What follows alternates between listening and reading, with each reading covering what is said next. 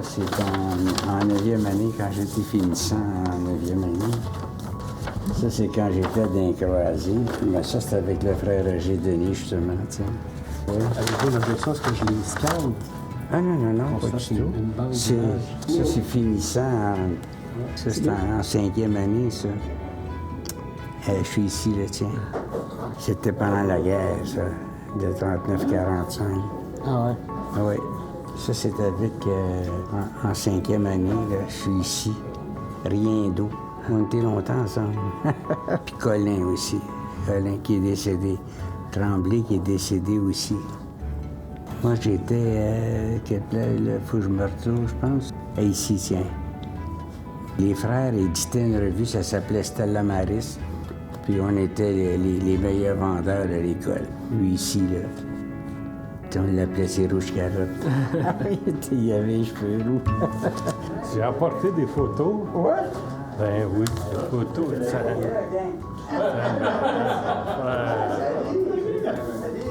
Monsieur Maurice Robillard. Ouais, as-tu apporté des photos? Oui. Toi aussi. Ben oui, c'est ça. J'étais là. Ah oui. Parce que Hector Perrier, lui, c'était... La fameuse rencontre avec Hector Perrier. Non, on peut pas ça. 45-46, aïe.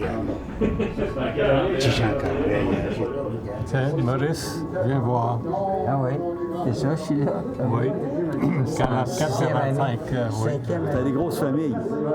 Sur un coin de rue, t'as donné une idée, là, dans un coin de rue, dans un coin, on pouvait être une gang de 15, un autre 20, un autre 10, 12. Il y avait plein d'enfants. Ben, t'as 14. Nous autres, on était 10 gars, 3 filles. La famille moyenne, c'était au moins 7, 8 et plus. C'est des beaux souvenirs. Lui c'était le petit gars agité. Il n'y avait pas de Ritalin dans le temps. Un quartier très pauvre. Très pauvre. Il y en avait un, entre autres. Là, il faisait ses devoirs sur le siège de la toilette. Il n'y avait pas d'autre place. Ensuite, il couchait en dessous de la table de cuisine. Il comptait ça. Moi qui étais émotif, là, au petit gars, il était blanc comme un drap. Il dit, mais ça, t'as pas de vie. Puis il savait pas ses leçons. Puis quand tu es jeune professeur, tu veux performer, tu veux que les élèves puissent réussir. Je l'ai pris là, sous mon aile, puis j'ai dit, on va travailler ensemble. Puis il dit, tu vas faire des devoirs. Il dit, je vais t'aider. On vous remercie infiniment d'être là parce que ça, on a tout un projet de mettre en valeur l'histoire de ce cycle-là. OK, oui, c'est Augustin. Il enseignait à mes frères. Moi, Parce que les anciens élèves, même les maristes qui étaient ici, c'est assez dispersé. Comment est-ce qu'on va faire pour rappeler l'histoire de l'école?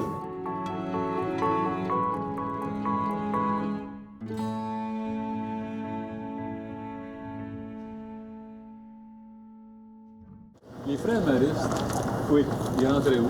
Ici, 12 Panais, c'était les frères maristes. Oui.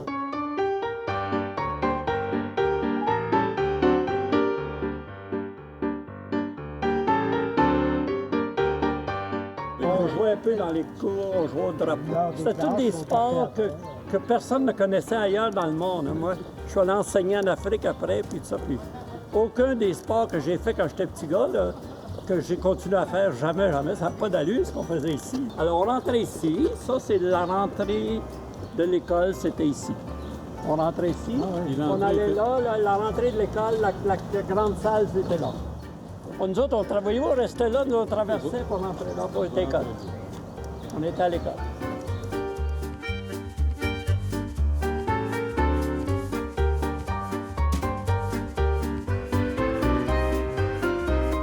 Ah non, c'était pas difficile, puis je comprends pas ça, les gens qui disent que les religieux puis les sœurs, c'était difficile.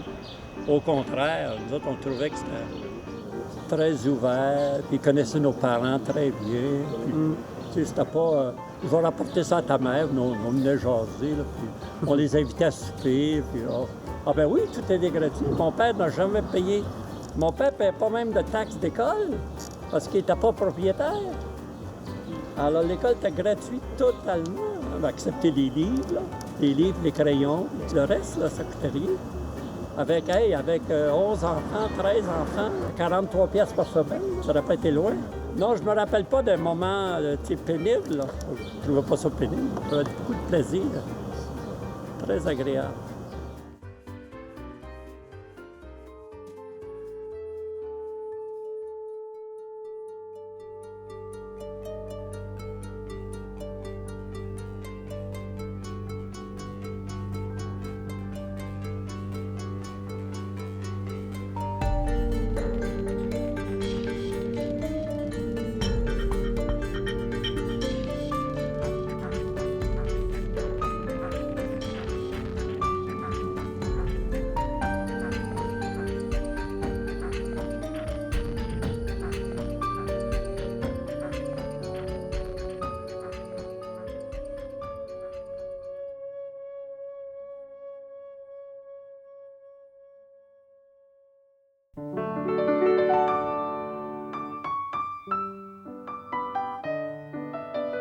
« 1927, c'est la fête dans le Faubourg Québec. On célèbre le 40e anniversaire de l'École Saint-Pierre. Les anciens élèves des frères Maris se réunissent dans leur premier conventum. Après la grand-messe pontificale, à la sortie de l'église, c'est la photographie des anciens. 40 ans déjà que les Oblats ont installé leur école dans ce quartier du centre-sud de Montréal.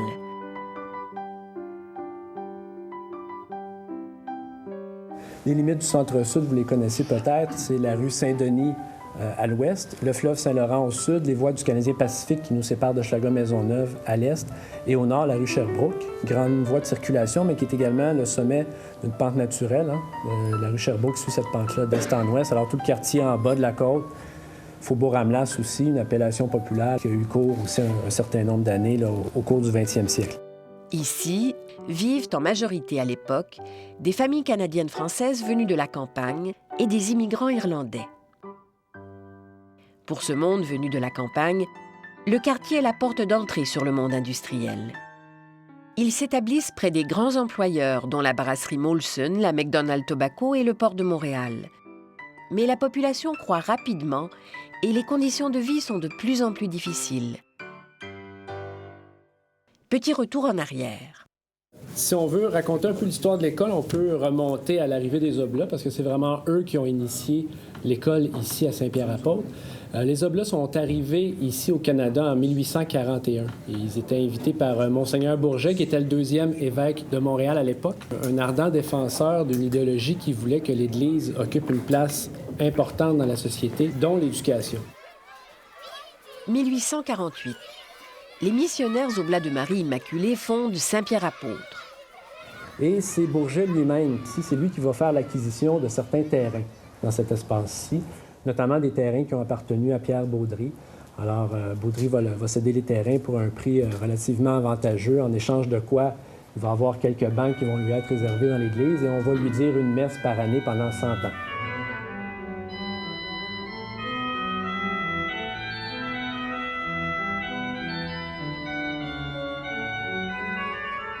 Les Oblats sont venus de France. Ils s'impliquent auprès des démunis et des exclus. Et ils vont être très bien accueillis par la population locale. Ils créent la Maîtrise Saint-Pierre, un premier établissement d'enseignement confié à des laïcs.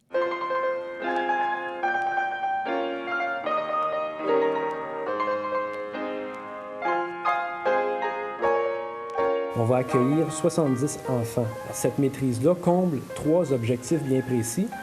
Le premier, pouvoir former à la vie chrétienne les enfants du Faubourg Québec.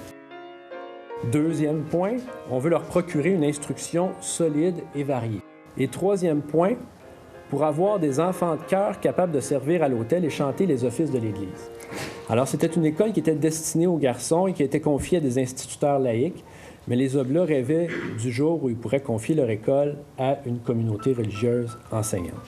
L'école était très populaire. Elle accueillait des enfants du quartier et même de d'autres quartiers aussi qui venaient s'y inscrire. Et rapidement, la modeste maison qui se trouvait sur la rue Sainte-Rose va devenir beaucoup trop petite pour les besoins.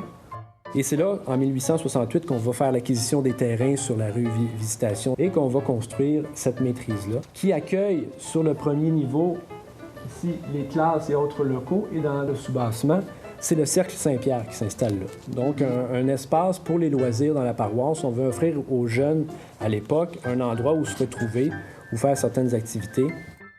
1886, les Oblats fondent l'École Saint-Pierre. Il semblerait qu'ils aient approché, à l'époque, les frères des écoles chrétiennes. C'est eux qui enseignaient à l'école Sainte-Brigide, ici, juste à côté. Les frères des écoles chrétiennes auraient refusé. Mais finalement, les Oblats vont avoir une alternative en 1885 avec l'arrivée au pays d'une toute nouvelle communauté, les Petits Frères de Marie, eux connus sous le nom des Frères maristes. Suite aux démarches du Père Lefebvre, les maristes accepteront de prendre en charge la nouvelle École Saint-Pierre dès l'automne 1886. Le frère Surius prend la direction de l'école et ils vont accueillir leurs premiers élèves quelques jours plus tard, le 1er septembre, 200 jeunes garçons. Le même nombre d'élèves aurait été refusé. Les Oblats réagissent rapidement et entreprennent la construction d'un nouveau bâtiment pour l'école qui sera inauguré à l'automne 1887 et accueillera alors 400 élèves. Les anciennes classes de la maîtrise deviennent alors la résidence des frères.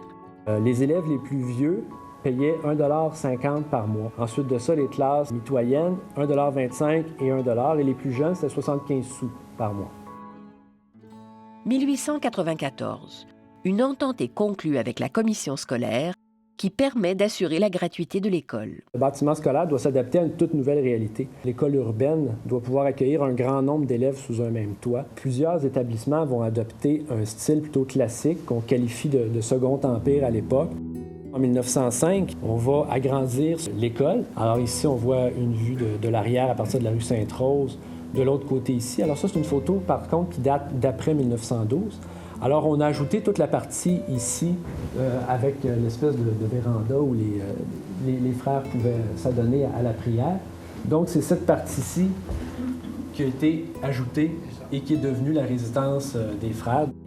Les Oblats vont être très, très impliqués dans la gestion de l'école, dans son fonctionnement.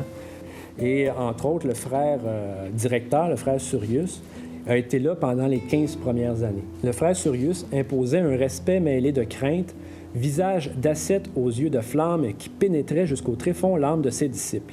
Ces 15 années de directorat ont établi une tradition de bonne renommée et de succès qui s'est toujours maintenue à l'École Saint-Pierre. En 1902, le frère Jordanus forme une chorale d'enfants qui exécutait, dit-on, de splendides chants et qui lui valurent les éloges de Monseigneur l'archevêque et de plusieurs dignitaires civils et religieux. Après avoir signé un bail amphithéotique avec la commission scolaire en 1912, l'école reçoit en 1914 le titre d'académie. Mais ce qu'on commence à remarquer en 1927, c'est que la population du quartier a commencé à se déplacer. On ferme 2 classes cette année-là.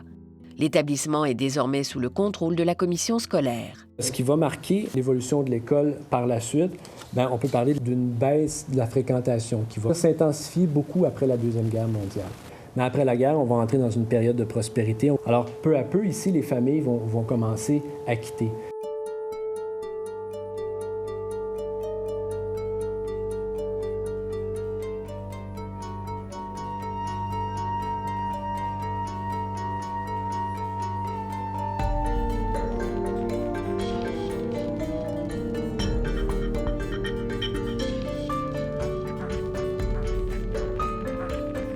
Vous habitiez dans quel secteur? Où est Radio-Canada aujourd'hui, au coin de Visitation et de la Gauchetière. On est resté là pas mal d'années, jusqu'à la démolition. Moi, je ne suis pas resté jusqu'à la démolition, mais presque, mais ma mère et ma soeur sont restés là tout ce temps-là. Je pense que ça a dû avoir lieu en 60-61 de la fin de ce quartier-là. L'école a fermé en 1972. Et le Centre Saint-Pierre, qui occupe aujourd'hui le bâtiment, a poursuivi depuis 1973 son œuvre d'éducation populaire. En 1973, les Oblats décidèrent de modifier la vocation de l'édifice pour en faire un centre de formation et d'intervention sociale. Il y avait un bon groupe d'Oblats qui étaient en communication, donc des gens qui aidaient des groupes à intervenir au plan des communications. On a fait beaucoup de vidéos pour des organismes qui s'occupaient des droits de la personne, là, puis des organismes populaires qui faisaient de l'éducation populaire. Là. On n'était pas là, limité au monde religieux. Là.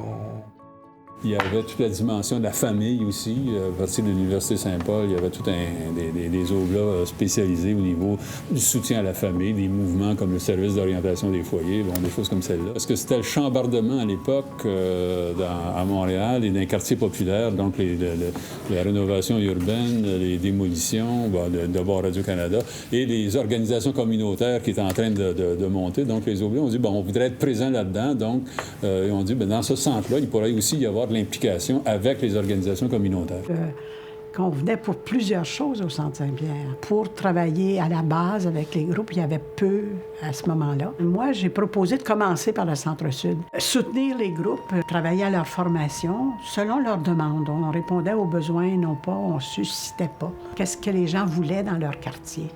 Alors, on était vraiment une ressource pour le quartier. C'est ça, dans le fond. On complétait ce qui leur manquait pour travailler de façon efficace.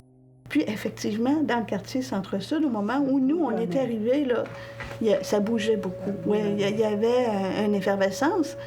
Moi, je me souviens d'une affiche qu'on avait, c'est « Mon quartier, je l'ai à cœur ».